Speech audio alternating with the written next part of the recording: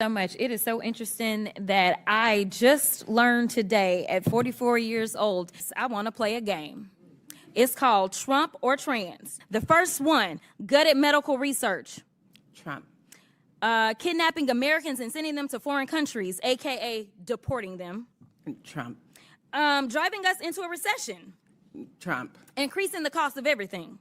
Trump. The shout hit like a cymbal crash. Fake. Trump barked, palm-chopping the air toward Jasmine Crockett, as if the word itself could swat her off the stage. A few reflex laughs popped from the rafters. The host half smiled, ready to pivot. Jasmine didn't move. She let the echo drain from the lights, then slid her chair back and stood, measured, unhurried, until the room realized the tempo now belonged to her. "If it's fake," she said, voice calm enough to make the boom mics lean in, "you won't mind. If we open this," she set a thick file on the desk. It wasn't dramatic until it was. Tamper tape cross-hatched in red, chain of custody label, clerk's stamp still tacky under the heat of the cameras. The audience stilled. On the LED wall behind them, the glossy show graphics blinked to black. Somewhere in the control room, a document cam woke up with a soft. Jasmine broke the seal. Not a flourish, just a clean rip. That sounded louder than applause. "We're done trading adjectives," she said. "We're going to trade receipts."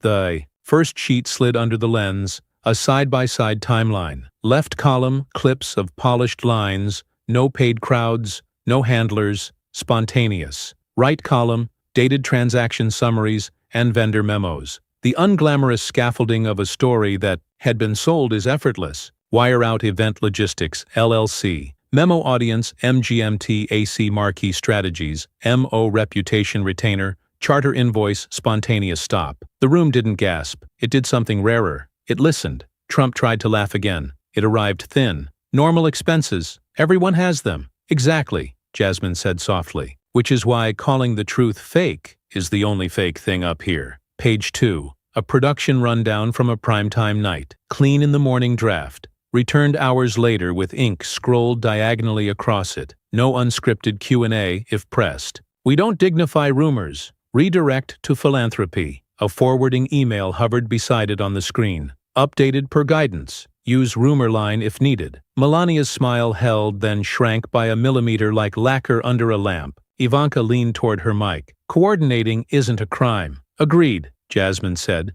conceding what didn't need a fight. "The issue isn't preparation. It's pretending preparation doesn't exist. And calling anyone who notices a liar." She tapped the corner where a neat set of initials live. "Context included." Trump chopped the air. "Photoshop forgery fake." Jasmine lifted a clear sleeve. A short letter on dry bank letterhead confirming the authenticity of the remittance copies pursuant to lawful request. Account stems masked S Swift codes matching filings on record. No fireworks, just providence. The host stared at his cue card like instructions might bloom. They didn't. Jasmine turned one more divider. A preservation notice stamped filed. Intercom. Logs. IFB directives. Lower third changes. And post-segment cleanup emails, all under hold. "If you were planning to fix this in editing," she said without heat. The editing just became evidence. The audience leaned forward as one organism when she slid out the last section. A grid that wasn't flashy, so much as inevitable. What was said versus what was spent. What aired versus what was ordered. Under it, a single line in honest type from the show's own standards.